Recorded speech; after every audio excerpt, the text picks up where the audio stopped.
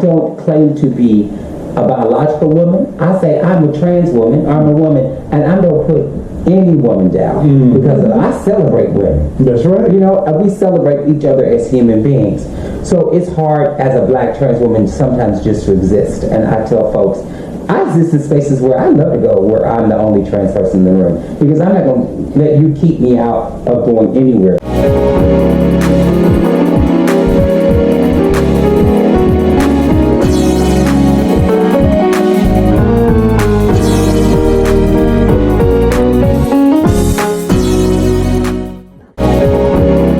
What's up? What's going on, everybody? We're back once again with another fiery episode of the Pew Baby Show. And yes, we're here again. We have another guest, as you see, and it is the one, the only, here from St. Louis, Missouri. Some of you well, let me say this. We're introducing you as Jordan Braxton. That is her name, but a lot of you know her as Dieta Pepsi, here from St. Louis, Missouri. Royalty.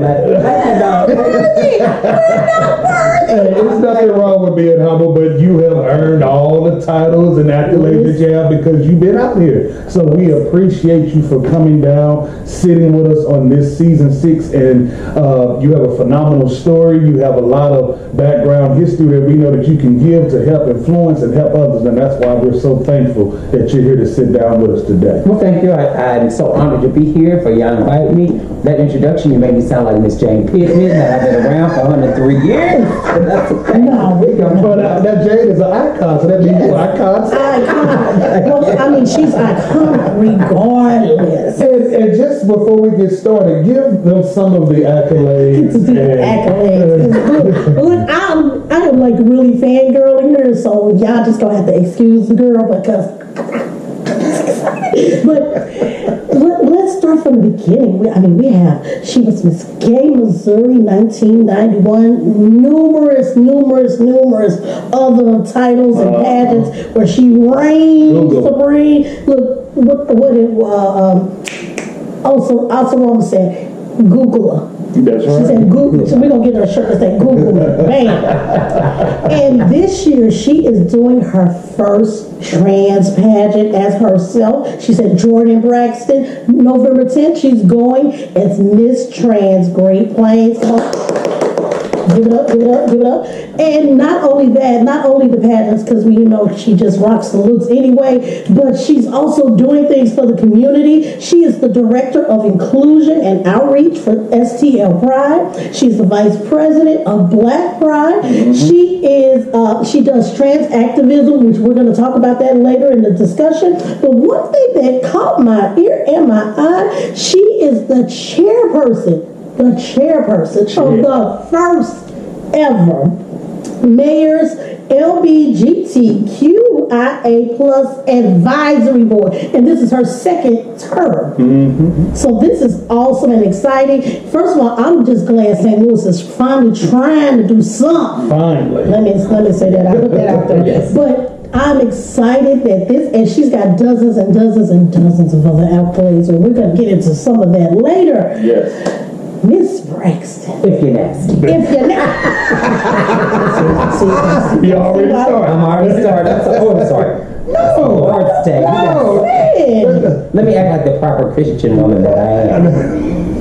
Well, you know, a lot of Christians get ratchet as well, so it ain't nothing new. I'm not going to say nothing. I'm part Christian, I'm part ratchet. Okay. Amen. Amen. And the church says, amen. Yes. Flaws and all. So, this season is the healing journey. And I know we said we're entitling, and we got permission from Miss Braxton herself, that this episode will be entitled Braxton Family Matters. I know you're like, well, what's that mean, y'all? We got to act like the Braxtons. No, we try like the Braxtons. We got the one Braxton that was before the Braxtons, who's going to tell you some of the matters of her heart and help you get some influence and advice, all the above, how to move forward despite what tests and trials you may be going through, whether it is healing, whether it's mentally, whether it's physically, because we were talking before we even started filming, and I told her, wait, stop, you're talking too much, because we got to get this on film. So we're going to jump straight in. first of all, we already told them a little bit about, but tell them a little bit about yourself from your perspective. Okay, well, you gave all my drag and extracurricular activities. Mm-hmm. So let me tell you what I do in my day life. Mm-hmm. So I'm involved. I work for a company called Vivint Health, and it used to be formerly called St. Louis Effort for AIDS. Okay. Oh, Yes, EFA. Mm-hmm. So our programs and services are people living with HIV. Mm-hmm. So I am a prevention supervisor. So I have a team where we go out in the street into the community and we test people for HIV, syphilis, gonorrhea, chlamydia, Hep C, and trichomonas. Okay. So we just make sure that you're taking care of your sexual health. Yes. Because as many people don't know or realize, Yes. that your sexual health is just important as your regular health. That's right. Because That's if right. something happens, if you get gonorrhea and it's untreated, it can mess with your neurological system. That's what an untreated syphilis does. It can mess with your reproductive system. So people have to be educated, especially in the Black and Latino communities. Yes. And about how to take care of your sexual health. And not only men, but women too. That's right. That's So right. women too. So that's basically what I do during my day job, is I do that. And that's helping the community, something that you always a part of the community. So you sounds like you just community based. I am community driven. I tell people all the time, I love St. Louis as a city, and I love our St. Louis LGBTQI community. I'm gonna just say queer, just to let Yeah, because we know that's law. That's long. And people are like, woo! Sometimes I get tripped It's up. a mouthful. So I just say queer community, and those older gay men who don't like the word queer because it was used against us in the 60s and 70s. Queer was a derogatory term. I apologize. I don't mean to be derogatory, but I know we ain't giving no shade, no shade, no shade, no tea. We are all inclusive. All inclusive. So I Yes. just sometimes it's a queer, because sometimes if you use LGBTQIA, people be like, dang, I knew what LGBT was. What's the rest of it? And then you've lost them. Yes. So I'm just gonna say queer community. So I love St. Louis queer community. We have a beautiful, diverse community. Sometimes we fight each other like cats and dogs. And that's what family does. You know, you got people in your family that come over Thanksgiving dinner. Before you know it, It's argument. They got a little liquor in them, a little the stuff. brown liquor came out. Family secrets are going on. Y'all fight with each other. That secret drama. Yes. Uh-huh. And then you storming out the door, come back, get your plate, still cussing folks out, but then you say, I'll see y'all Tuesday. That's right. And it's it's that's how it's supposed to be, but it's so sad in the world that we're living in. And when we look at TV out above, it's like the world is trying to turn from that. You have family against families, friends against friends, people who used to be your friends stabbing you in the back, all the above. How do you deal and manage with the stress of just life and that alone all by itself? First of all, I believe in myself. I believe in myself. Being a Black trans woman, it's dangerous out there for Black trans women. Yes. Because we are the lowest hanging fruit in the tree. Because people are always wanting to punch down on trans women, especially Black trans women. Yes. Absolutely. It's something that we go through every single day. I have been in situations where a Black woman, I'm a cis Black woman, has said nasty things to me, and I haven't even said anything to her. Wow. You know, and I don't claim to be a biological woman. I say I'm a trans woman, I'm a woman, and I don't put any woman down because I celebrate women. That's right. You know, we celebrate each other as human beings. So it's hard as a Black trans woman sometimes just to exist. And I tell folks, I exist in spaces where I love to go, where I'm the only trans person in the room, because I'm not going to let you keep me out of going anywhere. Like I have trans friends that ask me, how do you go to Ballpark Village? How do you go to soccer games? I go. I pay my ticket and I go. Exactly. They're like, aren't you scared? Don't people say anything to you? I'm like, first of all, I wish they would. And second of all, if you just go and act like you're supposed to be there, nobody's going to say anything to you. And if they say anything to you, you just smile and keep on going. Well, I mean, first of all, I'm just going to call this out. I don't know why they would say something, because it's not, in the people who don't know the term I'm about to use, clockable. You're not clockable like that. because you look like a woman. So why would they say anything? Now I know y'all like clockable. Y'all should get it by now. The clockable is when you can tell if someone is going through transition. You can tell if someone may be lesbian or gay. That's what clockable means. So no, you're not clockable at all. So you and know. we also use passing. Or passing. Yeah. And we can talk about passing. That's a whole nother episode. No. That's a whole nother episode we can talk about. Last year when we were at Black Pride, we did a picture with you at the end of the Yes. day because you Yes. were running around like a chicken with your head cut off, just working. I'm like, we finally got a picture, and I looked. I said, come on, she in soccer mom vibes. You had that soccer mom vibe. Sometimes I do that. Sometimes soccer mom. Sometimes I'm going to club. I got another kind of vibe going. But yes, you're right. I use my privilege to help other trans people who think they don't have privilege. Yes. And they say, well, girl, that's because my black trans friends and even my black friends say it. I have double passive privilege. And come on now, you gotta explain it. I know what you're saying, but double passive privilege is because some people think I'm white or Latino and female. So people always say, you get through because you have that double passive privilege, and it comes. Colorism, whether we believe it or not, that's very real. Colorism is real. Look at the election. Yes. Politics. Yes. We don't touch on that, but yes. But colorism is a big thing. I used to work at a gas station, and there was an elder white woman. Every time she came, I helped her. So one day I wasn't there when she came in, and she goes, "Where's the white lady that works here?" Everybody who works there is black, and they go, "We got a white woman. Yeah, she's nice. She's really pretty." They're like, "You talking about Jordan? She ain't white. She's black."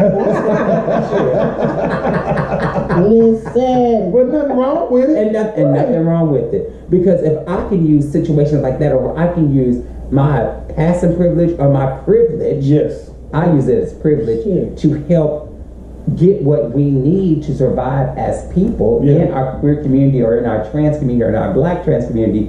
Let me use that. Don't hold that against me, because that maybe my passive privilege is my superpower, and I'm using my power to help for the betterment of the community. And if it's for the betterment of the community, what is the argument of that? What's the argument of that?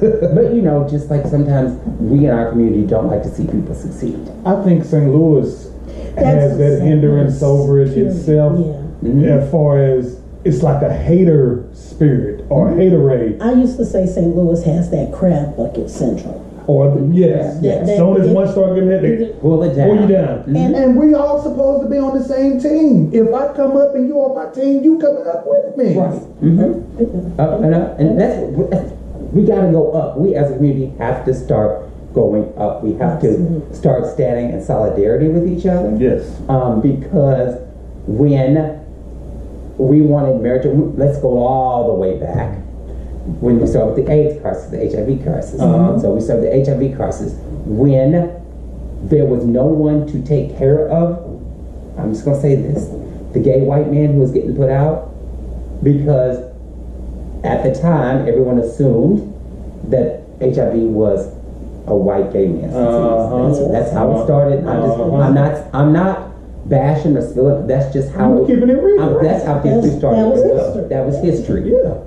Because a lot of black gay men died without even knowing they had HIV, because they didn't get tested, didn't talk about it, because it was a long time gay was being a white man's thing.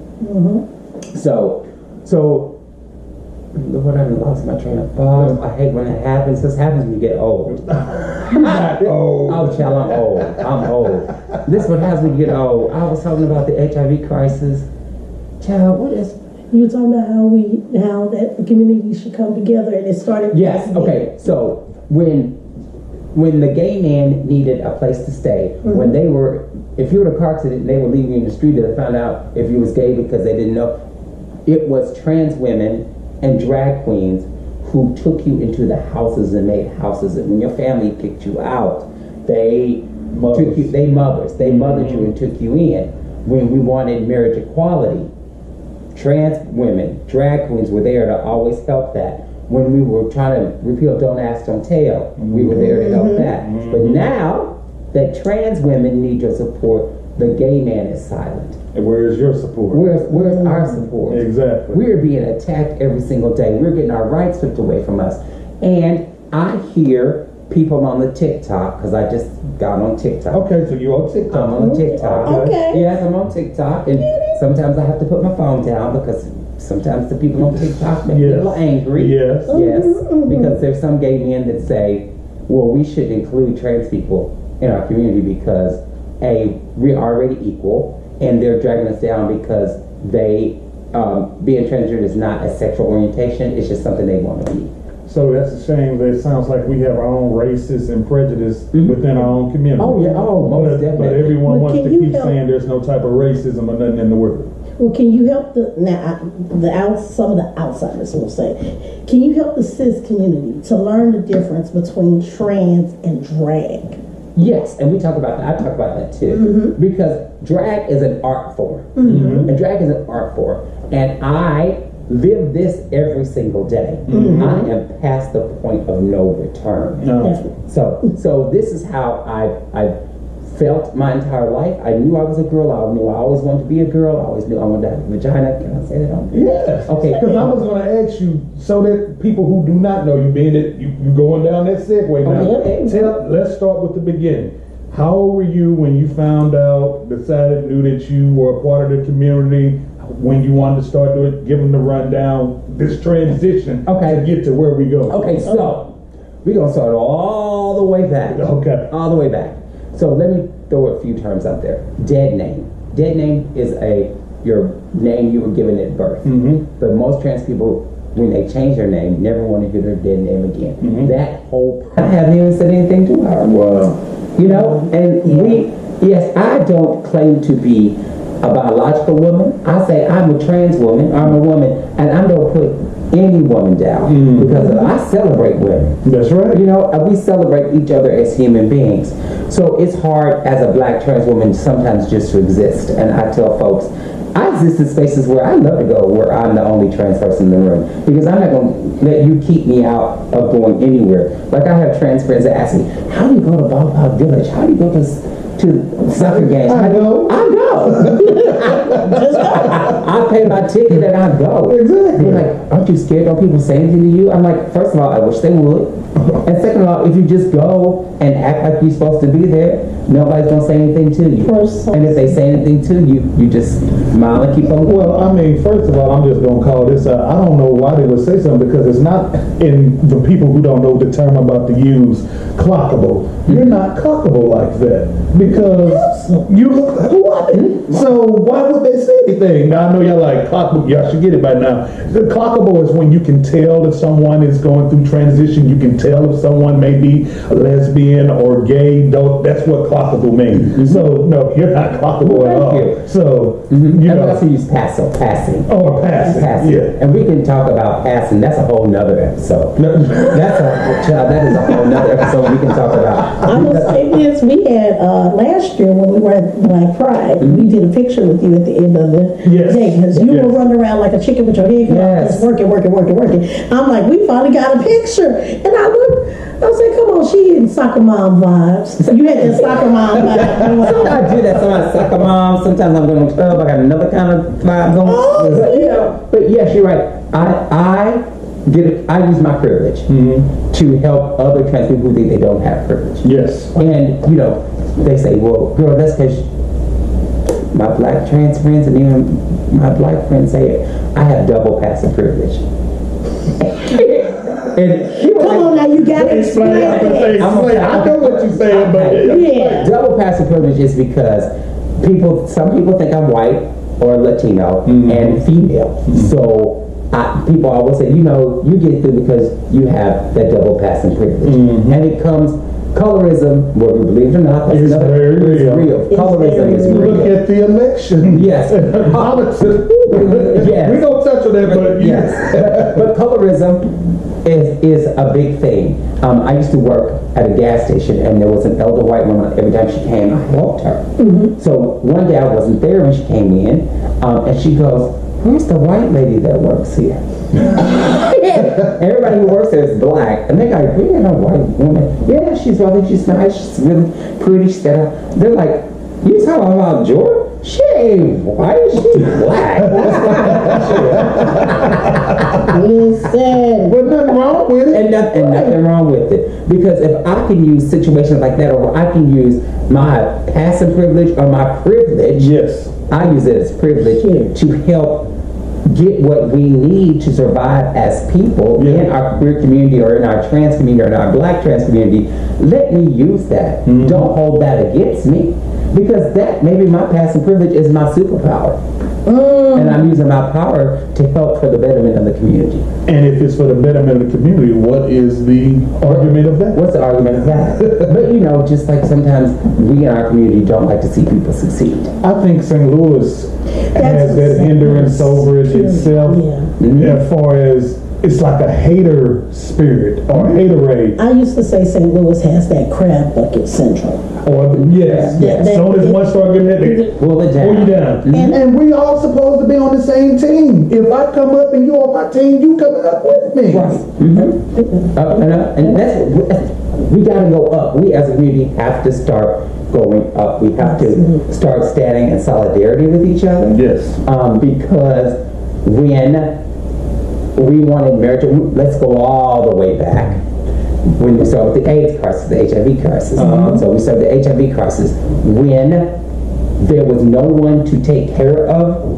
I'm just going to say this: the gay white man who was getting put out, because at the time everyone assumed that HIV was a white gay man's disease. So that's how it started. I'm not bashing or still. That's just how. Keeping it real. That's how history started. That was history. Yeah. Because a lot of black gay men died without even knowing they had HIV, because they didn't get tested, didn't talk about it, because it was for a long time gay was being a white man's thing.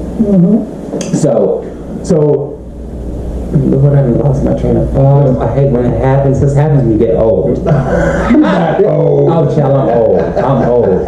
This is what happens when you get old. I was talking about the HIV crisis. Child, what is... You were talking about how that community should come together, and it started. Yes. Okay. So when the gay man needed a place to stay, when they were, if you were in a car accident and they were leaving you in the street, they found out if you was gay because they didn't know. It was trans women and drag queens who took you into the houses and made houses, and when your family kicked you out, they mothered you and took you in. When we wanted marriage equality, trans women, drag queens were there to always help that. When we were trying to repeal Don't Ask, Don't Tell, we were there to help that. But now that trans women need your support, the gay man is silent. And where is your support? Where's our support? Exactly. We're being attacked every single day. We're getting our rights stripped away from us. And I hear people on the TikTok, because I just got on TikTok. Okay, so you're on TikTok. I'm on TikTok. Okay. Yes, I'm on TikTok, and sometimes I have to put my phone down because sometimes the people on TikTok make people angry. Yes. Yes, because there's some gay men that say, well, we should include trans people in our community because we're already equal, and they're dragging us down because they being transgender is not a sexual orientation, it's just something they want to be. So that's a shame that it sounds like we have our own racism and prejudice within our own community. Oh, yeah. Oh, most But definitely. everyone wants to keep saying there's no type of racism or nothing in the world. Well, can you help some of the outsiders will say, can you help the cis community to learn the difference between trans and drag? Yes, and we talk about that. I talk about that too, because drag is an art form. Drag is an art form, and I live this every single day. I am past the point of no return. So this is how I've felt my entire life. I knew I was a girl. I knew I always wanted to be a girl. I always knew I wanted to have a vagina. Can I say that on? Yes. Okay. Because I was going to ask you, so that people who do not know you, being that you going down that segue now, let's start with the beginning. How old were you when you found out, knew that you were a part of the community, when you wanted to start doing, give them the rundown, this transition to get to where we go? Okay, so we're going to start all the way back. Okay. All the way back. So let me throw a few terms out there. Dead name. Dead name is your name you were given at birth. But most trans people, when they change their name, never want to hear their dead name again. That whole person is dead to them. Yes. I don't have a dead name. I have a former name because I started transitioning when I was 55. So I had a whole career. I was in mortgage banking before I even started doing nonprofit work. So I help people get their homes. A lot of people in the queer community, I help them get their homes. That means you got some knowledge. Yeah. I'm just so I damn it, there it goes again. Okay, You start you're off talking about former name, your former name. yeah. I got you. I'm taking notes. I got you. So I always knew I was a girl, but I was in a very sports Christian black family. I didn't know how to. I remember running around with my penis tucked between my legs, naked, running around. So I'm like, girl, and getting slapped down because Especially a Christian household. It's a Christian household. And you let the people know you believe in love. Oh my God, let me put that right out there. I believe in the Lord. I believe in the Lord. He makes all things possible. However, I don't believe in organized religion. Uh-oh. I know. Man-made politics in the church. I just, I believe, and I grew up in the church. Child, I was on the junior usher board. I sang in the junior choir. I started the very first You was a church. pew baby. I was a pew baby. Baby, when we went to church, you said you listen, you better not squirm because you know the pews that. And they go pop. What are you doing? Just listen to the word. Listen to the word. And then you go, after church is over, you go to grandma's house. What kind of church did you go to? Baptist. Paseo Baptist Church, 2501 Paseo Boulevard in Kansas City, Missouri. All right. That's where I grew up in the church. All right. Yes. My mother and father were both ushers, and my mother was a deaconess of the church. Okay. So, I was rooted in the church. I was rooted in the church. I remember one time I sang my first solo in the church choir. And all the ladies was, they yes, rocking back and forth. Do you remember the song? It was, if I have wounded any souls today, if I have walked in my own weary way, if I, dear Lord, forgive. Dear Lord, forgive these all offense to thee. And I just loved the hymnals, yes, the hymnals. I love a good old Negro spiritual. I love a good old They help you get through it all the time. help you get through it. Sometimes I just get home by myself and I'll be singing Blessed Assurance. And I'm like, where did this come? A closer walk with that's like a Peace in the Valley. Peace in the Valley, that is our family. You showing up for church. I'm You bringing up some of these old. Them the ones that helped you. And so when you were younger, you really ain't singing them old songs, but then when you got older, you're like, whew. Down in your belly, still there. Still there. It'll come and up still in know the words. And I'd be like, what are the words to that? Peace in the Valley, that's our family song. That's a funeral, that's our family funeral song. If you in the Braxton family, you pass away, guess what song's getting sung at your funeral? Peace in the Valley. Peace in the Valley. So how did you become to knowing yourself and, for the people that's right now, you coming from a Christian household. When did you tell them? How did they act when you? Let's see. So my parents died when I was 11 and 12. Okay. I went to live with my oldest brother because I'm a second generation baby. That means everybody else was grown. Yes. Gone. And then mom and daddy said, guess what? Let's go ahead. Another thing. My brother and sister said they remember when mom and daddy sat on the sofa and said, Mom was pregnant. And they all laughed. First they went, because you know. How much older are your siblings? 20 years. 20? 20 Oh, years. so I know they was really like, what? It was like, Mama, yeah. Daddy, what was y'all doing? What was y'all Because I'm doing? 13 older than mine, so I know where they, but not 20. 20 years when I went to live with my oldest brother because he had kids that I would fall right in line with them age-wise. So it was a big court battle. The court said I had to go live with him. Didn't want to go live with my sister, but she was living in sin. because in the 70s, you know, Yeah. because she lived with her boyfriend, but the church and everything thought, you know, that was a bad thing. But I went to live with him. And I, lucky him, I always knew I wanted to be a girl, but I didn't know how to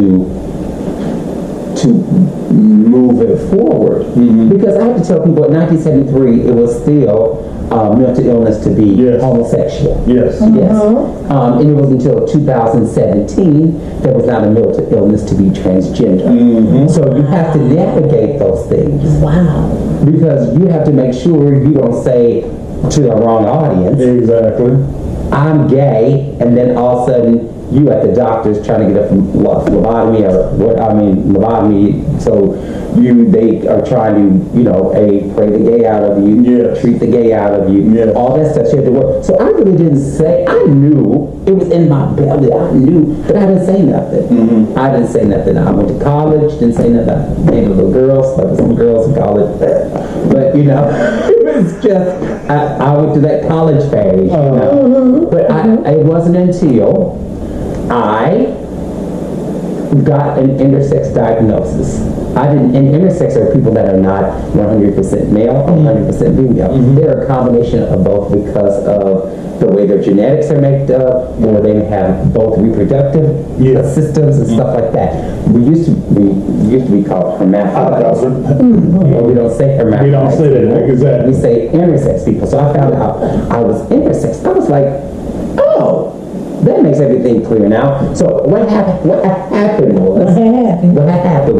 a friend of mine was taking me to the doctor. Her name's Dr. Teresa Knight, God rest her soul, to get Botox because I was about to have my 52nd birthday. Okay. And you know the number one homosexual sin is to get old. That baby, you can be broke, you can be a house, but you never be old. So looking old and bad. That was our number one homosexual sin, was to get old. So we went to get Botox. I remember getting in the room, the tray was laid out, the Botox needles was everything. So Dr. Knight comes in, I'm like, oh, doctor, yes, shoot me up. She says, no, queen, I'm not here to give you Botox. I'm here to put you on a diet. I'm like, now she didn't say the D word, it wasn't good to me. I was like, dinner. But anyway, so I was like, what? She said, I see you perform. I love the way you perform. So I just want you to lose some weight. I said, okay, because she said, you're doing a lot of good things for the community. I want to see you keep trying to do this. So I have this new diet called MetaFast that's coming out. So I want you to get on that. But before you do, like we're always supposed to, I want to do some blood work on you so to make sure that you are healthy enough to do this. Okay. So I gave her some blood. A couple of days later, she called me. She said, I need you to come back in. I think got your blood work mixed up in the lab. I said, okay. Me and her gave her, this time, 6 vials of blood. And I thought to myself, good Lord. They need that much blood for. They try to drain me. Right. Well, actually, I thought, oh, I can go out and really get drunk tonight. Oh. Because you know when you get blood, yes, you can get drunk faster than before. And I was going to drink my beer to a straw and get really messed up. But Hold that thought, because we have to take a quick break. Go ahead and get you a drink, a beverage, something to stop, because you see, we're going to have some more fun when we come back. You ain't from St. Louis. You said, Didn't she say, you said, you've been in Chicago too long. Be right back, y'all. Because Kansas City, Chicago, only 2 places on the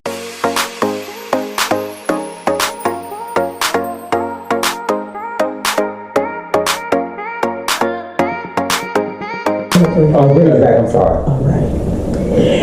And we are back. I hope you got your refreshments, you know, since I got dragged for saying the word pop before we went on break. I hope you got your refreshments and that you're ready for this next portion of this interview. It has been so, oh my gosh, we've learned so much. We've laughed, we've cried.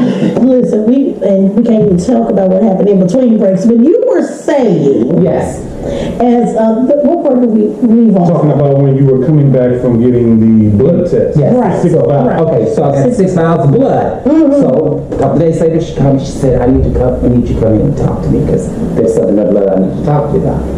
I said, oh my God, I got the cancer. I'm dying. You start thinking everything. Everything know, Queen, just, it's all right, just come on in. So I went in, I was all distraught and all, you know, big drama queen that I am. So I was just crying, just give it to me. She came in, I just give it to you straight, doctor, how long do I have to live? She's like, Queen, I told you, it's nothing like that. So I said, what is it? She said, well, I took your top sheet with your name and gender and everything on there off, and I passed this around to my colleagues in the office. And they said, oh, this poor woman, she's in menopause. And I said, what you talking about, doctor? She said, so, I need to explain something to you. And I'll never forget, I was sitting in the chair and she was on that roll and she rolled right up to me and she said, so, I did your blood work and we found out that your chromosomes and hormones are actually female. I said, huh? She said, yes, some of your chromosomes are actually female. And I said, oh. Start making everything make sense. And I swear to God, if this had been a cartoon, a light bulb would have appeared on the top of my head. And I said, oh, I get it. She said, so therefore, technically, because your chromosomes and hormones, your primary and secondary sexual characteristics are opposite each other, you are deemed a pseudo-hermaphrodite. We don't say that intersex, but you're that cleared it up right there. And she's like, do you know what that means? I was like, yes, I know what that means. And then we talked about it for a second, and she said, but there's more. I'm like, oh, there's not more. She said, because your estrogen, because you have no testosterone. And I'm like, what do you mean I don't have any testosterone? She said, somehow your body stopped producing testosterone. Most men's testosterone levels are between 800 and 1200. We ran your levels and your testosterone there was a 0.01. I had none. Wow. None. So she asked me, so this is the medical we give it out behind it. Right. We ain't just talking church. And so that's the medical part. So I was like, oh, okay. So she said, so we're gonna, and your estrogen levels are also so low, you're now in menopause. And I said, I can't be in menopause because I don't have a vagina. And the doctor said to me, it's more than a vagina that makes a woman. So I was like, okay, because you know I took biology and anatomy and I do all that. I took the advanced classes in high school and college. And I understood. Yes, I understood it. I'm like, taking biology and anatomy. yeah, I understand. I was like, oh, okay, because you know the human body is a complex mechanism. Absolutely. It's a complex message. I said, oh, okay, so I'm intersex. She said, yes. I said, so my testosterone is low. She said, yes. I said, so I get a testosterone patch? She said, no. I'm like, what do you mean I don't get a testosterone patch? She said, your body doesn't produce testosterone. You don't have those receptors. And I said, oh, so what does that mean? She said, so I'm going to have to start you on estrogen. I said, estrogen? So that means I'm going to go through puberty? She said, yes. So she asked me, did I ever go through puberty as a boy? I said, no, because I remember. So you never did? No, we never went through, they didn't call it puberty, they call it masculinization. Yes, masculine. So didn't go through masculinization. So you never had to deal with facial hair, nothing? Look at my arms, nothing. Look at my face, nothing. Wow. Nothing. Wow. I have a Mexican hairless and everything. Ooh, I can't say that, I'm sorry. Lord, the Hispanics will be writing in on this. Let's take a sip. No shame. I forget I can't say that no more. No shame. I'm sorry. I'll let that slip out. Y'all know we all love. It's all love. It's all love. Lord, that's gonna be like I'll be writing in about that. But anyway, so I don't have any hair. So I was just like, oh, okay. So what? And I remember asking my doctor, I was about 12, 13. I was a doctor. I said, Dr. Brown, other boys are doing things in the locker room and I'm not knowing what is going on. He said, let me do some checks. So he was checking and he was, you know, back in the day the doctor just touched yourself. No. He was like, oh. And he's like, get dressed, I need to talk to your mom. I got dressed. Mama never said nothing. She passed away. No, I didn't know this day what that old meant. Wow. So she never told you? No, no one ever told me. So Do you think that they told her then? Do you think that's the information that they gave, or do you think they didn't probably, you know? they probably, I'm just assuming, they told my mom. My mom decided to do nothing about it. Okay. And I'm not mad about it because it was the time when, so that's looking back, that's what I told my doctor. Fast forward to when I'm 55, the 52, the doctor tells me this is what it's called. Yeah. And then I used to get mad, like, well, why did they do nothing about it back then? And people remind me it was the late 60s, early Yeah. 70s. Medicine was nowhere near where it is now. Yeah. Then we have to remember, the Lord don't give you nothing until He thinks you're ready to do it. That's right. Well, I was like, okay. Yeah, I didn't catch that, did you? I know it went over some of y'all heads. Yes, until I say I do this, the Lord of the universe doesn't give you things until they think or He thinks you are ready to handle them. So I'm like, okay, now I'm intersex. Now I got to take these. So she prescribed estrogen, and it comes in little blue pill form. The moment I took those first pills and they kicked in, everything was wonderful. All my anger was gone. Everything just. Everything started linking into things. You know, mood swings disappear when you start Yes. taking the estrogen. Yes. The hot sweats, big up lifts, and I've been there. Yes, because I was angry all the time and fighting because my mind and body were not in sync. Yes. There was a constant fight, constantly, because I didn't have enough estrogen to push me through where I needed to go. I didn't have testosterone to push me through, so I was just stuck In limbo. But once I got my estrogen and started to go through menopause and puberty, which I was nobody's friend during that time. But I would tell you I love you and hate you, I can stand you, come hug me. If I called you, I'm getting ready. If I called Trey up and said I need you to come over here, you better let Nick next door, because by the time you got over there, I'm ready to fight you.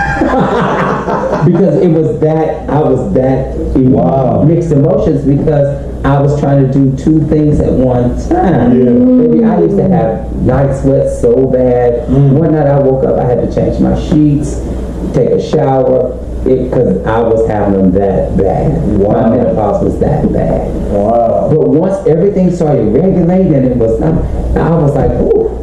This is how life is supposed to be. This is how life is supposed to be.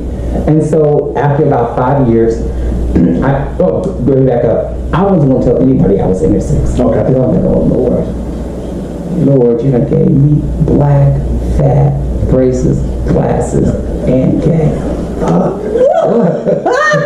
I go, handle all this. Can y'all just push We won't me? give you more than you can bear. But I was thinking, you done pushed me way down the line. Yeah. Because if this is the center, if this is the head, and we all know that it's white, blonde, blue hair. That's I'm not saying nothing that's not right. No, we know. That this is what the norm is. Yes. Okay, blonde hair, brown eyes, dark hair, okay, you little, and I was like, ooh. We always starting to fall off the table. I'm like, Lord, yeah, what else is there?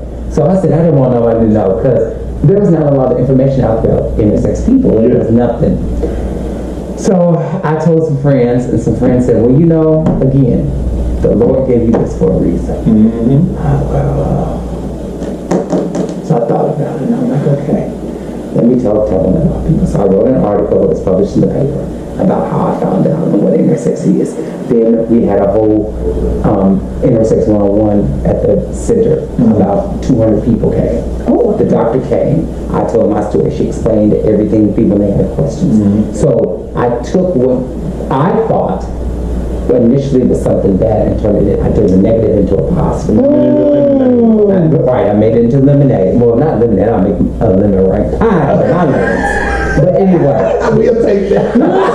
Because she keep alluding to it, but I know, and I heard through the grapevine, and scanning her page, that she can burn in the kitchen. And that's y'all comment, yes, baby. You know how bird too. You know how to burn. We have a burn off, baby. Burn. Hey, nobody touched my fried chicken. and my greens. See, now I like me some fried. I know how to cook out, and we gonna have to get together. I'm gonna throw down the gauntlet, and then we gonna have a cook-off. Anyway, so that's when I found out. So I wrote an article. We had a little one-on-one. People came. We talked about it. People got educated. Yes, and that's what a lot of people need. And that's what a lot of people need is education. Yes. Education. There's nothing wrong with learning. Because as Nelson Mandela said, education is our greatest weapon in this fight against intolerance. And I use that in all my presentations because it's true. Yeah. If people don't like something they don't know about, Yep. Very much so. like something they don't know about, that's why they're passing all these laws right now, because they don't understand. Yeah. But we're going to park a lot, write that on the notes. Legislative, anti-trans laws. So we get together. Let me finish this story. So I went through puberty and menopause, and I said to myself, and I was like, okay. So one day, I decided at Pride I wanted to wear a skirt.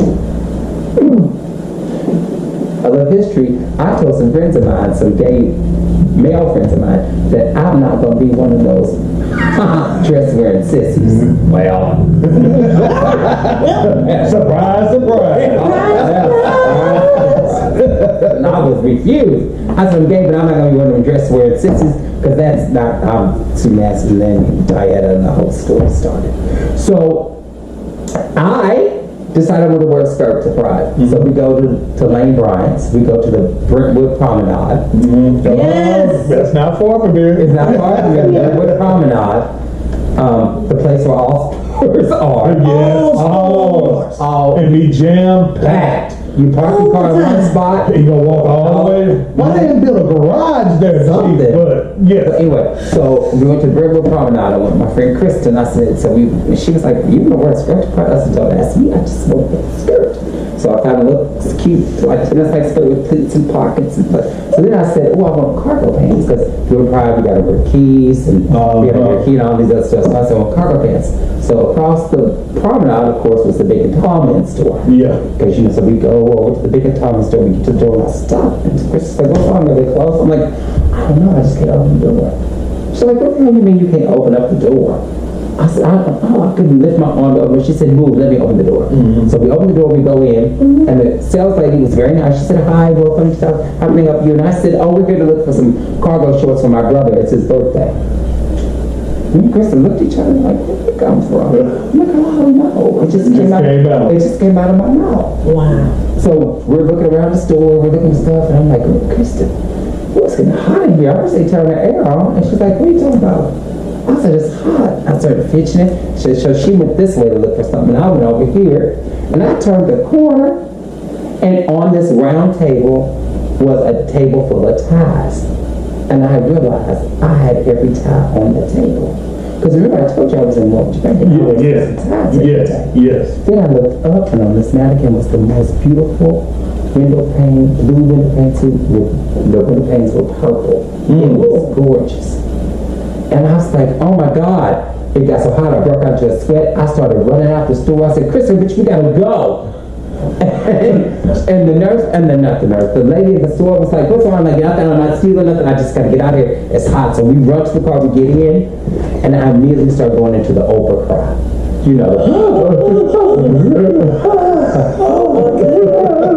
And Kristen, like, what is wrong with you? I'm like, and these are my exact words. Through the tears and the edge of my breath, I said, he's gone and he's never coming back. Wow. And she said, huh? I said, Leon's gone and he's never coming back. And she said, why? And I said, because I want to transition.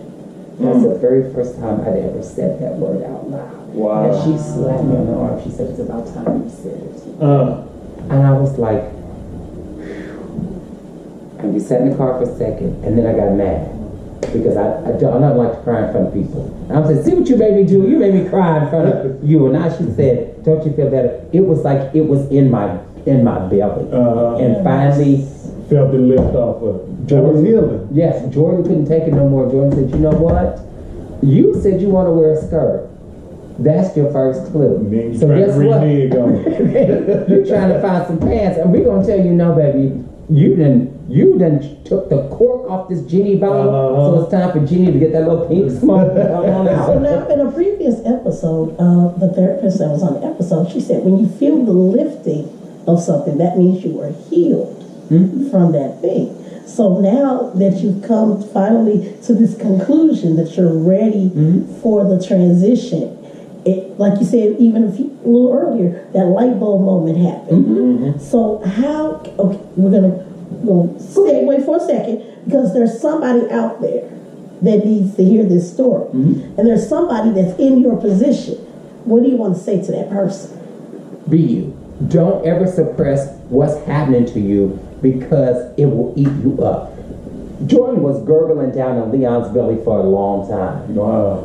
And Leon, I tell folks, Leon protected Jordan until Jordan was ready to come out. And now that I've transitioned, drag does not mean that much to me anymore. People are like, don't you remember before? I'm like, You've been there, done that. I've been there, done that. Because it was a progression. I went from Leon, and then Leon became Dieta. So Dieta so I could say, well, put his dress and everything, and be Dieta without saying, I want to transition. Yeah. But there were times that I would sit in the mirror at home or in the dressing room and think to myself, why can I look like this every day? And knowing I could look like that every day. Yeah. There was nothing stopping me from looking like that but myself. But yourself, yeah. But myself. So there were times when I would be in the mirror painting myself and I could see a girl in the mirror. Literally transfigure myself to look like a girl. And I was like, why can't I just do this? So I literally got up one morning, put a wig on, put some lashes on, went to work and said my name was Jordan. Guess what happened? Nothing. Nothing happened. Wow. So then I got on Facebook. My name is now Jordan Elizabeth Braxton. My pronouns are she and her.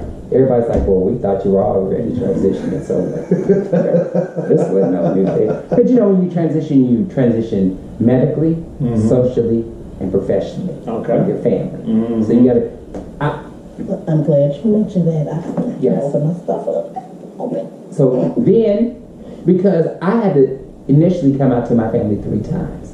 Okay. Once is gay, because we never talked about me being gay. Yes. Because you know, in a black family And a Christian. and a Christian family, you know you're gay, but you don't talk about it. Exactly. I remember one Thanksgiving, we were at the Thanksgiving table. I was sitting here, my brother was sitting here, and I think my sister-in-law's mother was asking me, why was I not married? And I said, it's not in my nature. Well, why is that not in your nature? I said, because it's just not. And she kept going on, somebody kept going on and on. And I set my fork down, cleared my throat, and you can see everybody at the dinner table going,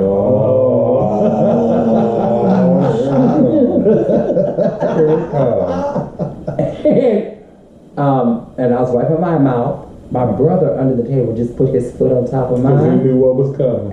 And he looked at me like, oh, no, don't. And I said, it's just not my nature because I haven't found the right person yet. And then I heard everybody at the table go, because they knew I was fixing to just unleash it and let it out. And it's okay. And there's so many that deal with that in their families, but especially in the black African American community. Yes. That's why we have so many men DL, men as DL sleeping with men, coming back home to their wives and getting them sick, all that. So maybe if we can get more black families to stand behind your family and realize just because of who they sleep with don't mean that they are nasty, non-relevant. That's still your brother. That's still your sister. That's still your mama, your dad. But you know what? It's okay for the cousin to be that way, but not, because you know we all got that gay cousin. That one gay cousin that swishes around and we all got that. And that's no tea, no shade. No shade. It's a fact. Yes. That's something we don't talk about because we all got that. Roddy. Always. That's all. We all got one. But you don't talk about it.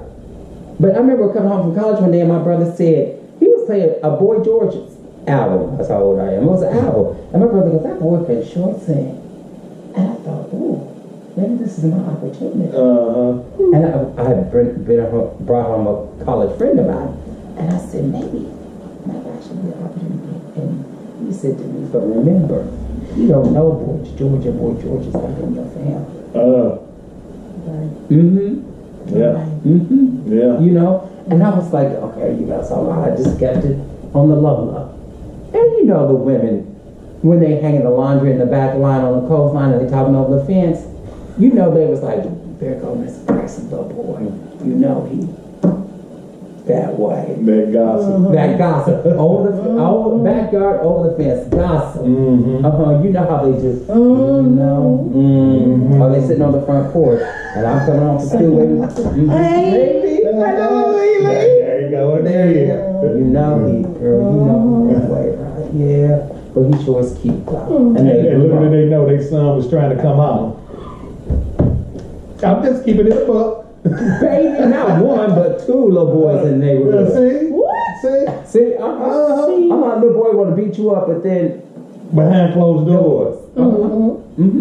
But we gonna save that for another episode. So I just moved forward, and then I was like, okay, well, here we are. I'm halfway to transition, so why don't I just go all the way? And I did.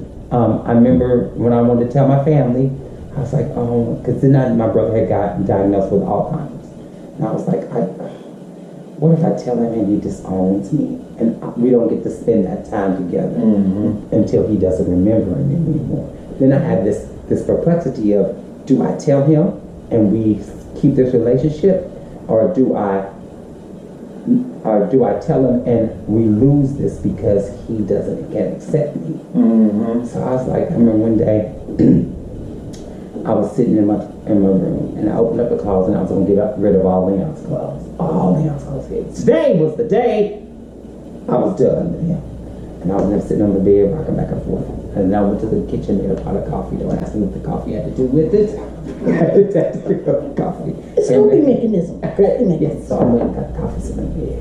And my brother and I have this, he lives in Kansas, I live in St. Louis. We had this uncanny knack of knowing that something was wrong. I said, I'm going to get my phone right here. He's like, what's wrong with you? I'm like, what do you mean? He's like, I have a feeling there's something wrong with you. And I'm like, oh. I said, well, put your wife on the phone because I'm getting ready to tell it all out. So I said, I got to tell y'all a series of things. First off, I'm gay. He said, I know that. Second of all, I'm intersex. So I explained that to him. He said, okay. Third thing, I want to transition and change my name to Jordan Elizabeth Braxton. He said, okay.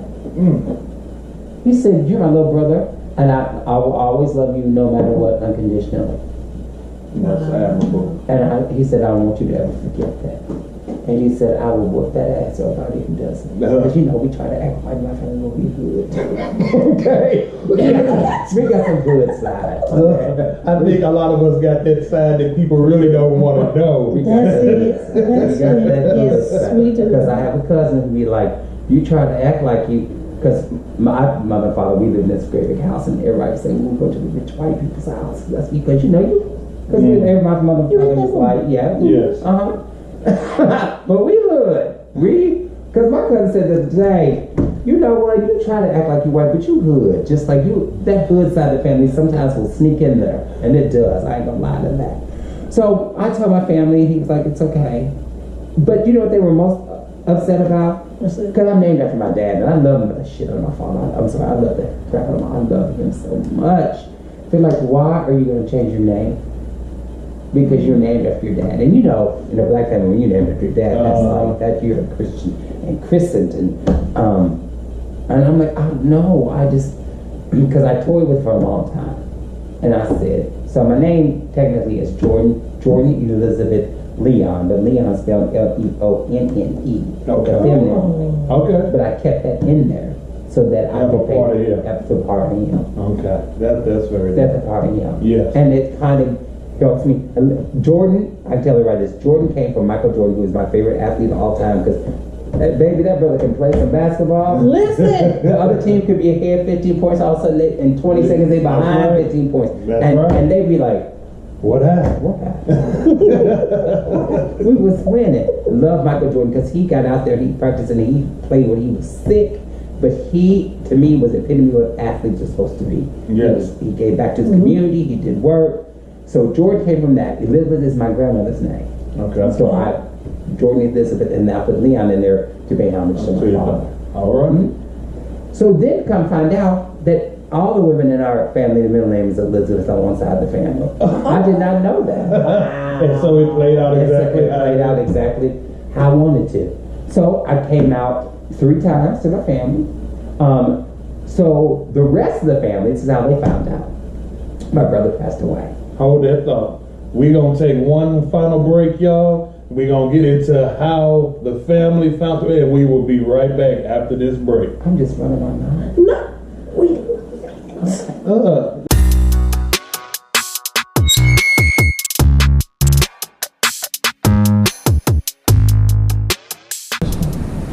All right, we are back. I hope y'all got y'all another drink. We're going to go ahead and finish up because, we've been having a grand good time on this episode, and it's just going to get better.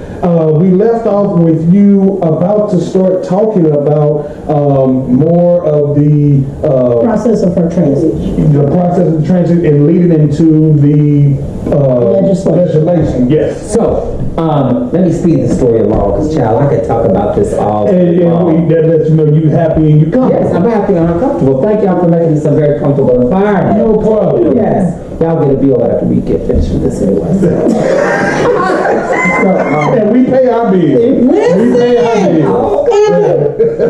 Andrew. Okay. So what was I talking about? We were talking about so much stuff during the break. I forgot what it was. Having a good time. Having a good time. Well, So I talked about my family. Right. So I just told my family. I told the community. So my brother passed away. That's where I left. My brother passed away. I was going home to Kansas City. So I went home to Kansas City. I was in the line with the family. And I heard everybody in the church was packed. And my brother was up and I heard him go, who's that? Who's that? Who's that? So then we went and sat in the pews, and behind me were 2 of my stepsisters.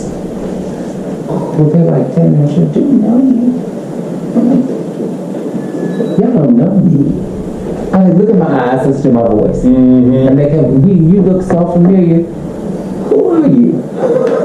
So I said, so I recounted stuff that happened that only the 3 of us know. They're like, well, you couldn't, because I'm like, they don't know that. I'm like, that's who I am. They're like, huh? No. I'm like, yeah. So, after the family first gets there and all the crying is over, then it's just like a regular family. And you just talk to everybody. So my middle brother, there's 3 of us. Okay. Elmer was the oldest, Elmer the middle brother, and I was the youngest. So Elmer and I are with the cats, living with our brothers, Then we turn around, we talk, and he said, so this is why you haven't been coming around? I'm like, yeah. I said, there's just some things that I need to explain to the family. He said, we changed your diapers as a baby. We already know what you have. I said, so now you chose this particular instance to say something prolific because Elmer was loud, I was loud, and he, as the middle brother, was quiet. Okay. He didn't say anything. He didn't say anything. He was quiet. Okay. So at this time, you decided just to open your mouth and say something that prolific to me that we heard you, so you wouldn't have nothing. Everybody at the pass was like, "Is this why you didn't come on?" Because you was ready. I was like, "Yeah." I was like, "Well, we all knew." I'm like, "Well, why'd y'all say nothing?" And they was like, "Because we were waiting on you. It's your story to tell, not ours. We were waiting on you." And that's a blessing because Everybody's not like that. When I tell the story, I didn't have any roadblocks when I came out at work, to my friends, to my family. However, my story is unique because a lot of trans people don't have that story. Exactly. And I have friends that are very, I have friends that one of my best friends from high school. He's now a pastor. And I had to talk the whole process through him. But he said, you know what, I still love you no matter what. So it's those kind of things that I tell people. Other trans people's stories are not like this. Yes. There are a lot of times that you are kicked out of your church, Your house, your home, your family. Yes. Your friends don't. Your friends don't. And that's why you have gay families. And that's why you have gay families. That's why you have chosen families. And so I'm just thanking the Lord that my family was open enough to accept that. Yes. And I'm very comfortable who I am. I'm the happiest I've ever been in my entire life. Yes. You know, I am very successful in my job. I do a lot for the community. I go into spaces that most trans people say they don't want to go into. I go to a Cardinals game. I'll go to a soccer game. I'll go to a hockey game.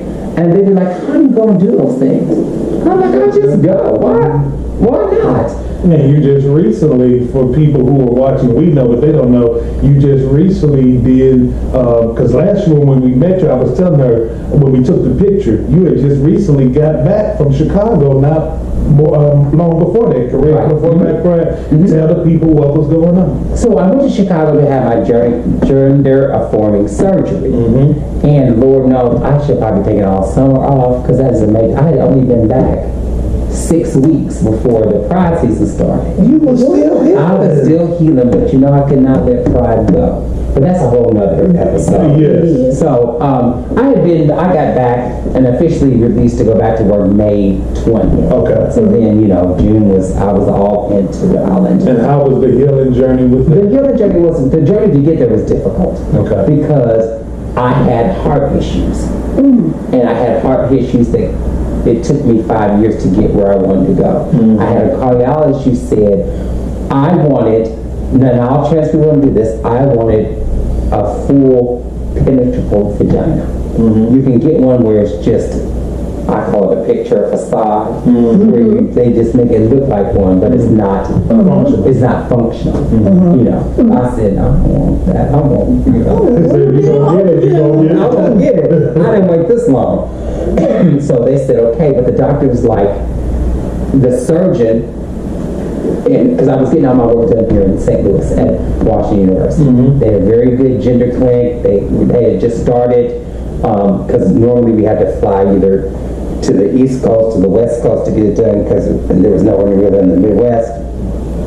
And so Washington started doing it. And they hadn't done that many, but I was like, okay, I did it in St. Louis.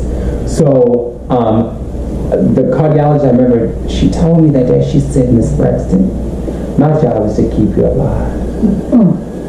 She said, so I will sign off on what vaginoplasty, that's what it's called, what level of vaginoplasty I think you should need. But don't be discouraged if you can't get full penetrable vaginoplasty. And I said to her, that's not your option. That's right. Your option is to tell me what I need to do to get to what I want. Because you was convinced. I was not taking no for an answer. Yeah. So she said, okay, you got to do these things.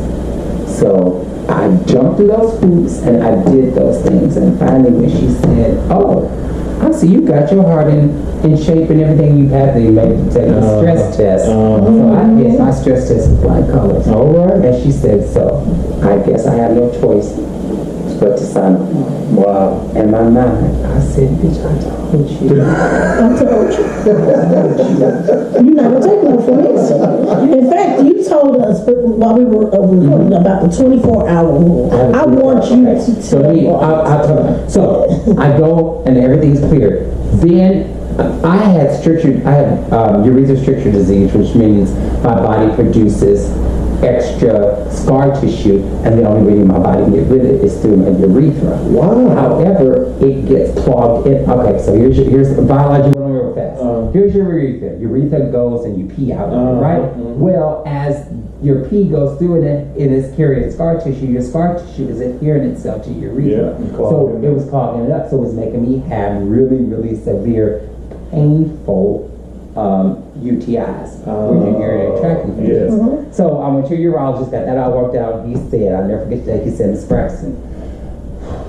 I was like, what's wrong? I tell all my doctors, just talk to me like we good old card playing gin buddies from the street. Just tell me. So he said, Miss Braxton. I was like, what is it? He said, the only thing I can say is we need to remove your penis and your urethra because it's so damaged. We need to build another one. But I don't know if this is an option for you because I don't know if you want to keep your current anatomy. I said, what do you think, doctor? So you said the magic word. And you said, okay. You giving me a get out of jail free card. You telling me my surgery is medically necessary. Yeah. He said, yes, your surgery is medically necessary. I jumped off that table and gave him a hug and said, thank you for yes. He wow. Said, so then I go upstairs to the actual surgeon who's doing the opera, and he's like, sitting. I was in the room for about 30, 40 minutes. He had to come in. I was like, oh. So then he came in, followed by the plastic surgeon, followed by the urologist, and they all had their heads down. And I said, okay, y'all, what's wrong? Because I can sense when something like that. I didn't come in before y'all came in all happy. Yeah. This time y'all came in slightly. He said, I'm new to a lot of the surgery. I am a great surgeon. I can do miracles, but I could not successfully know how I can do your surgery. So I will tell you, I can't do your surgery. I was devastated. I started crying in the office. He said, if there's a way I could do it, I would, but I don't want to mess with you because this is very important to you. So I remember I cried. And then you have to pull yourself together because you can't walk out the... Yeah. I'm on the 11th floor of the WashU at the the Center for Advanced Medicine. I can't come all the way down. Exactly. So I had to get myself together. So I got home and I let it all out again. I went into the ugly cry again, the ugly cry. I went to bed. I got on Facebook talking about I'm broken, y'all. I don't think I can ever recover from this. And I used to give myself the 24-hour rule. You get 24 hours to be devastated about something and then you get up. Because you can't wallow in grief and pity and depression. That's right. I know there's people that suffer from depression and I'm not putting them down. I'm not against that. It's just something I tell myself. I'll give myself 24 hours. And when the 24 hours and 1 second is time to move on. Because you can't live in the past, you can't do nothing about it. And another thing is doing that 24 hours, I'm not crying over no man. Because ain't no man worth crying over. Men are like Kleenex. You use one, there's another one popping up out of that box for you to use. No, I don't. I've never cried over a man. No. Oh, glory. Oh, glory. Hallelujah. Can the church say what? Amen. No, ma'am. I do not cry over men. I give myself 24 hours. So I was in bed and I was on day 3 of, I was like, I don't know what I'm doing. And my brother came to me, the one that passed away, and said, what are you doing? As he's talking to me as soon as I'm talking, as sure as I'm talking to me, he's like, what are you doing? Oh my God, I can't do this. I just can't get up. He said, maybe you're taking no for an answer. The cardiologist told you no, and you told her, tell me what I need to do. Why are you laying in bed? I raised you and you never took no for an answer from me. You always found a loophole to get through something. So why are you laying here taking no? I was like, okay, you're right. I dried my eyes, went to get me something to eat out the refrigerator, and got on the internet and looked up the 5 top vagina surgeons in America. And I emailed all of them and said this was my situation. And then I had a doctor in Houston hit me back, and Dallas hit me back, and I had one in Chicago. The one in Chicago, Dr. Lawrence Schechter, one of the top surgeons, and one in New York.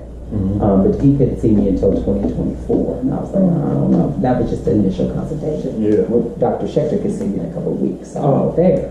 And that's close. Yeah, and what sold me on Dr. Schechter was, it was a Sunday afternoon, and he was moving his office from there to Rush Medical. And Rush Medical in Chicago is the same thing WashU is in St. Louis. Absolutely. Rush. If you in Rush, baby, you in good hands. You in good hands. Better than Allstate, baby. Yes, better in good hands. So it was a Sunday, and I've been emailing him, but he was moving offices.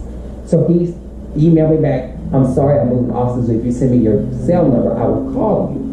It was Sunday afternoon. I'm thinking, oh, I'm going to send you my cell number. He's going to call me doing business hours. I'll send it to him in 10 minutes later. He called me on the phone sometime. About his business. About his business. I don't see. He said, I'm so sorry. He said, I'm going to have my people give it to you first thing in the morning. We're going to get you to Chicago. So long story short, went to Chicago I was only supposed to see him, but I saw his whole staff, including his surgical team, which includes the urologist and everybody, met with them. They said, okay, we're going to get you to come up here because I said, I can send you my records from RSU. He said, no, I want to see it for myself.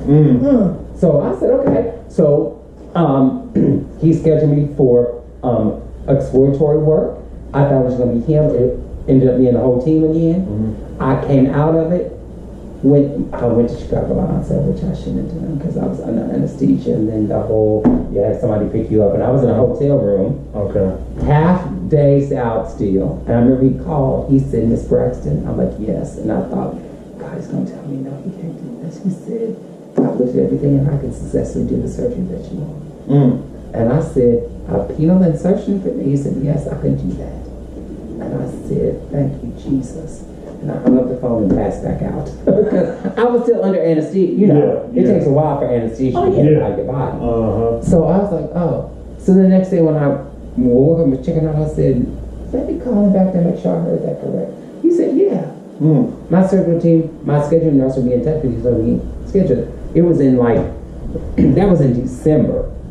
So I thought, oh, it'll be sometime early 2024 when I get in. So I came back to St. Louis. I'm just going to work every day. January, I think it was 6th or 7th, maybe later than that in the month. His scheduling nurse called me, and Miss Braxton, I have you scheduled for February 8th. I said, oh, okay, February 8th, 2024. That gives me all year to get ready. She said, no, next month. Next month? I said, next month? But there's all these things you have to do lead up to. You have to you got to get all this caretaker because you literally can't walk for 2 or 3 days after this. That's what I thought in my mind. So they got, long story short, they got me a care team that works with Rush. So if you need, there's an aftercare facility you go to where you have never, because most of the time you stay in a hotel room and one of your friends come with you.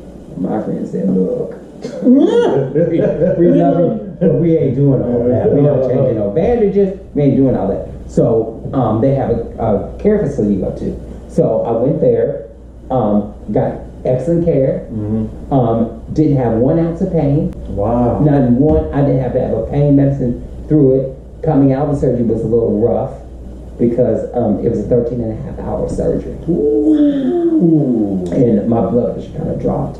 And it was. I remember coming back. I was so cold. I was shivering, and they had to put blankets and a warming blanket on me, and that thermal thing that they hooked up. And I'd never been that cold in my entire life. Wow. I spent 3 days in intensive care. Wow. But I prayed the Lord. I made it through, and I said thank you. But I told people was like, what if you died trying to get a vagina? I said, but I would be happy because I would die doing something I wanted to do that made me happy. And people were like, well, you're in this. I wasn't in bad intensive care. It was just like I had puffed up a little bit because some of the anesthesia got under your skin, but I wasn't like in grave danger. I just was had to make sure they had to keep an eye on. They had to keep an eye on me. Right. And people are, are you sure this is like if I died today, you would have been. I would have been exactly how I wanted to be. And so it came out that gas went down. They're like, okay, Miss Braxton, it's time for you to get at least move to this chair. I'm like, what do you mean? I had this thing on look like a bubble wrap diaper. And they're like, well, you got to get up and move because you can't just lay around because you won't get blood clots. So I had the booties on and everything. But again, this is the story I tell everybody. And don't take no for an answer. Believe in yourself. Put a little trust in God because God will listen. And when you're ready, He will grant you what you want. Because if I had not, a lot of people say, you did it on your sheer determination. I said, but He still makes it okay for you to go somewhere when He thinks you're ready. And I still thank God. Every day I thank God. When I wake up in the morning and take a breath, I say, thank you, Lord, for letting me wake up today. Because if you don't wake up, it's over, baby. I wake up, I move my eyes, I take a breath, I walk, and I say thank you for letting me be able, first for letting me wake it up, and let me be able to function today. Then another time I thank God is when I finally get home from my busy day where it is, and I shut my apartment door, I say, thank you, Jesus, for allowing me to make it through the day. Yes. Because there's some people who didn't make it through that day. And then woke up. That woke up. That woke up. That Yeah. woke up. Because when people ask me how my day is going, I say, you know, I got my blessing for the day because I woke up. That's right. Everything after that, I can handle. And people say, how do you? Because I've been through the trials and tribulations and struggle of trying to get something that I want. Mm-hmm. Now that I live my true authentic self, you can't tell me nothing. That's right. Nothing. Because I got the experience. I got the battle experience. wound. I got the battle wounds. I went from not some woman telling me I would never get it to getting what I want. And now you're living it. And now I'm living it. Yeah. And that's so you have to have faith in yourself. That's a testimony. Yes, you have to have faith in yourself. You have to have faith in the Lord. And you gotta just keep going. I remember one thing that the Reverend at my brother's funeral said at the graveside. He said, when grief comes to the door, open the door and let grief in. And accept it and work with it and make it your friend. And that stuck with me. I was like, oh. So when my grief hit me, I still work through it. Yes. You know, you got to work through the hard times. Don't give up, because the sun always rises. That's right. And you got a new day. Tomorrow. It's coming, yes, and you have a new day. And I tell folks, just keep. If you got to cry through the night, Yes. cry through the night. Whatever it is, just don't wallow in it. Don't wallow in it. That's right. Because if I didn't get up, I wouldn't have all the things that I have. And sharing this story with people. And I love telling the story because it's not only a story about people like, well, you're talking about your vagina. It's a story of how I went from point A to point B. It was a journey. It's a journey. You went from a transition, then now, because that was last season. Yes. Was the transition. The matters of your heart. Now you went through the matters of your heart, both literally and physically. Now you're on your journey of healing. Yes.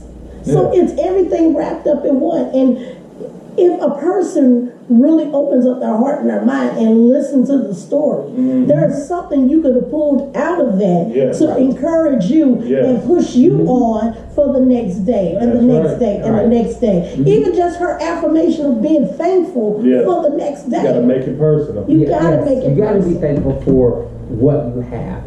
I stop looking at what I don't have as opposed to what I have. For the scripture says we look at the things which are seen, but we're supposed to be looking at the things which are not seen. Right. Because the things which we see is Temporary. but the things which we can't see is eternal. See? That's the scripture. That's the scripture. Yes, that's the So now, Miss Jordan, Yes.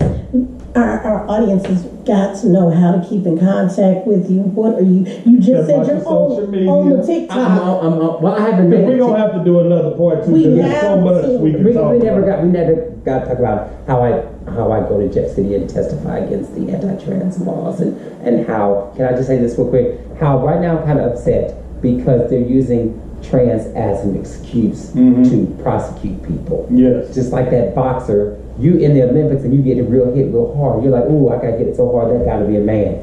Don't assume and don't call somebody out being trans, because that could be literally life-threatening to that person. Absolutely. Being that you brought that up quick. So when we have, as we see, they're starting to allow trans, whether male or female, starting to be in the same, sports with men and women. What is your opinion, or do you think that is good? Do you think it's dangerous? Do you think they should be given a choice? The individuals have to compete. What do you think? I say, I'm a tennis player myself. If I were to go back and play tennis, I would say I want to play with women. All right. So there is a lot of changes that happen to you. I don't have the same strength I had when I was a man, and because I take hormones and I take medicines to stop testosterone growth and usage. So we lose a lot of muscle mass, a lot of strength, but people just hear that you're a man, so they assume, which I tell people they're so misogynistic if you honestly think, well, men are stronger and faster than women. Because that ain't the case. That's not We've the seen case. that with them doing the mixed relays and stuff. That ain't Right. Baby, when that girl went from 4th to first. Yeah. Right. Yeah. She ran faster than any man on her team. Yes. Yes, and we Yes. saw that all in the mixed relay swimming. Yes. Because they don't have a particular order. Yep. When that girl from the United States kept with that man from China, Yes. stroke for stroke, Yes. I was like, okay. Show 'em we can do it. Show 'em we can. I was like, oh, they're gonna make that poor little girl, woman, race that man from China, but she kept up with his Held her stroke. own. Yes, Yeah. on her own. That's your Pew News. That's your few news. Your few news. So you can't always assume that is.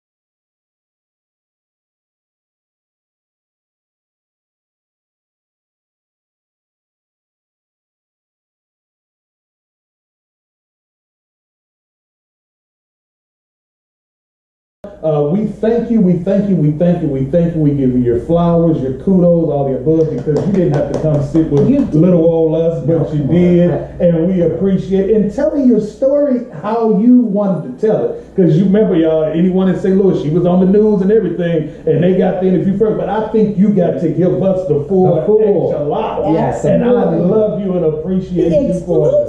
Yes. Here, y'all got the full 411. They just got the 4-1. Exactly. Yeah. So you see that Pew Babies is getting it. So if you enjoyed this episode, remember to like, follow, subscribe. If there's anybody out there in the community, and not in the community, that has questions, that's intrigued, you got a family member, a friend, or someone that's going through these very same things, and you need to know more information, drop a comment. Let us know if you have any questions. Let her know if you have any questions, because I promise you she's going to answer them. Yes. I promise you. In that order. And you can hit me up at jordanebraxton@gmail.com. Now, see, she let you give me a hug. So it's up to you. All right, That's thank it. you.